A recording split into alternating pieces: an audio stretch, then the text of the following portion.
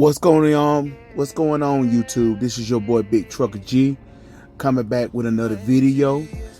If y'all haven't already, please like, comment, subscribe, hit the notification. Come on back and see me, love me, do whatever you need to do. I'm trying to grow this channel, so please bear with me. And please help me grow this channel.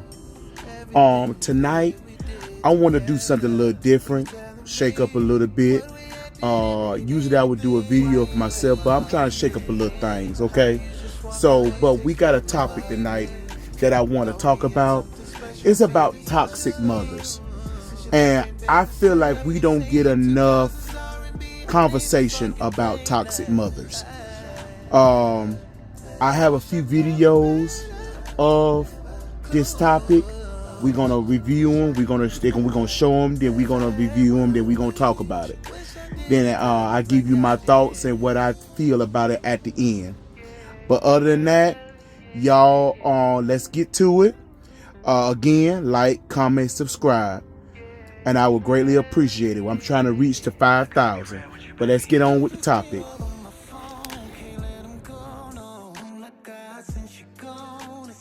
We always talk about absent dads, but we don't talk about toxic mothers.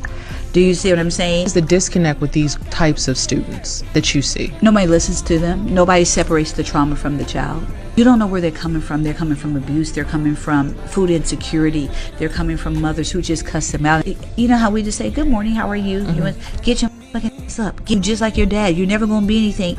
So when you start programming a child's mind like that, by the time they come to school, I'm still processing everything that my mom said to me. How can I focus like in math when I don't even feel good about myself? You get into school, take your hood off, do this. How about, hey, did you eat today? Are you okay? You need a hug? I don't think people do it on purpose, and I don't think parents do it on purpose, but I think that's how they were raised. You know what I mean? And so it's like, well, I turned out okay. No, you didn't. You messed up. And like I said, I'm in therapy. I mean, because of the stuff that I went through. It's like when I come in, I create that safe place for them. I build relationships with them. It's not all about academics. It's about how are you doing? Are you okay? Did you eat today? I even wash clothes at school. People don't do that. Like, I give my kids like duffel bags, and they just roll up to my office, and I'll go wash their clothes and fold it and send it back home, because I want them to show up at their best self. As an educator, I don't even just look as an educator. I'm a life changer. That's how I look at it. What did you learn from your last heartbreak? My mom broke my heart. My mom broke my heart. 3 years ago? I ain't gonna lie, she been breaking my heart since I was a kid. You know, like the judge asked you, oh, who do you want to live with? I picked my mom. You know, not knowing living with my mom would just open up more these doors that I wasn't ready to go through. She had all these kids, and I was her damn babysitter. That was so heartbreaking. All those traumas past, everything that still hurts. It still plays a part in my day-to-day life today. Like, it affects me as an adult. So I wouldn't want that for my kid. That's the heartbreak. I have a daughter. That's the heartbreak I prevent for my kid. What is something that you're doing differently with your daughter that wasn't done for you? I give her love that I didn't get when I was a kid. I give her stability because I was all over the place. I don't miss opportunities when it comes down to my daughter. I pay attention. I talk to her every day. I ask her how school, how you feeling, you know, stuff like that. What advice would you give those who have been heartbroken by their parent? I would tell them, don't let that define who you become.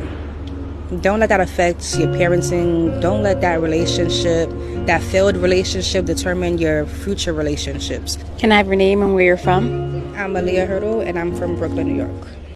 Boys especially are trained to not be critical about their mothers. It's against the rules in black culture to say anything negative about your mother. But their mother did, so they know their mother did it, but you can't say it. When's the last time you've seen in mass people criticizing their mother in the black community? Never. We're comfortable criticizing the father. But part of the double standard that we're dealing with in our culture is that mothers are untouchable. Right. Fathers get the brunt of all the criticisms. So to me, black men have an automatic blind spot. Right. Which prevents them from seeing themselves and seeing everything, because they're not allowed to even consider that or look at that. Right. Now, if you can say, oh, when you get to a point where you say, yeah, my mother did some fuck.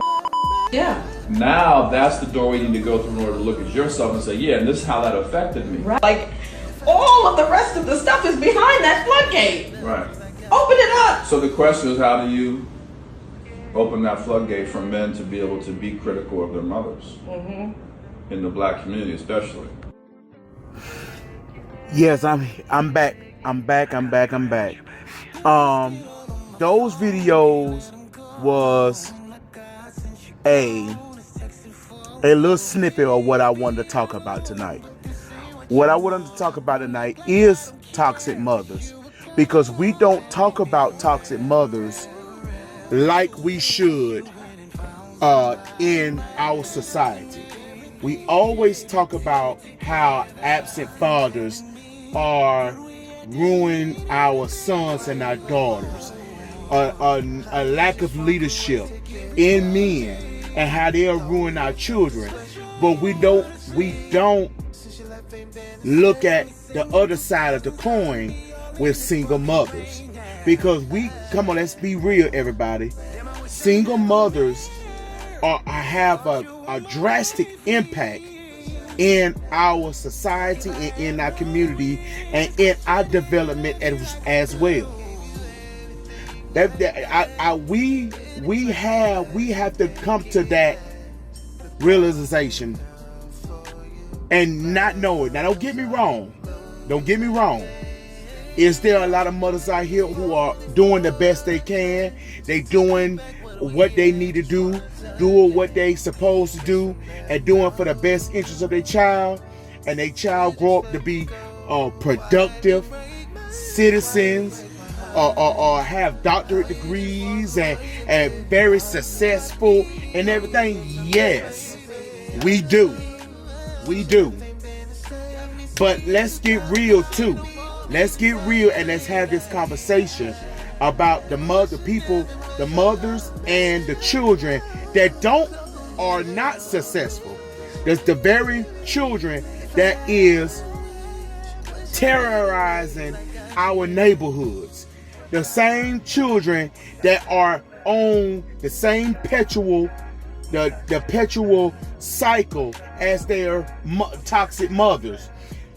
The same people or same children that doing wreaking havoc in our community. Let's talk about those. The ones who are not educated, who are don't want to do anything in life, don't have a strive to do anything in life in our community. We have to have these conversations, because mothers play a big part of that too. And I wish people would understand that, and they would not only understand that, but get the gist of it, because there are both sides. Yes, the fathers are to blame, but mothers are too. I can speak on my situation as I was a child. Yes, did my mama did everything she's supposed to? Yes. Was she perfect? No, but she did the best she can. My mama divorced my daddy when I was 8 years old, and she left from an abusive relationship, domestic violence, spousal violence.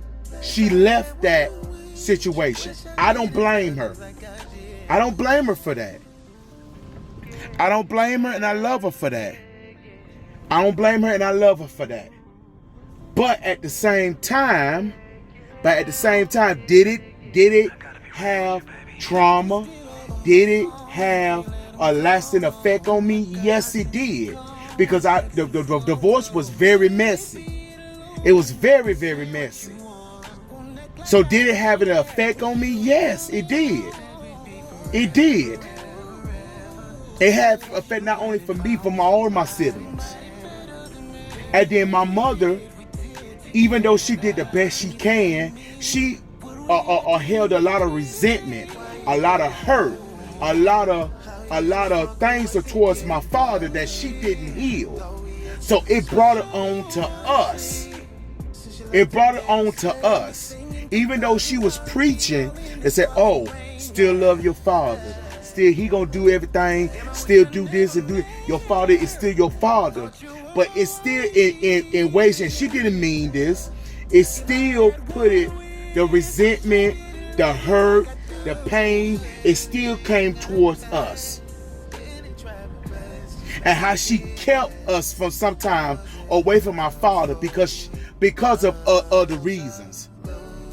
So I'm saying, ladies and gentlemen, we have to take a magnifying glass, I mean, towards the mothers too, because every mother ain't out here is peaches and cream. Every mother ain't out here guiding life. And then we are, the last video, we are brainwashed to not say anything negative about our mother and father. Our mother, especially our mothers. Our fathers, we can say whatever we want to our father, we supposed to take it. But our mother, it's like an unspoken rule not to talk about our mothers and the bad that she done, or the bad decisions that she did, or the bad decision where she had multiple baby daddies, or how she was toxic herself towards her own children. And like the other lady in the second video, how she used her as a babysitter, and neglected her in some ways.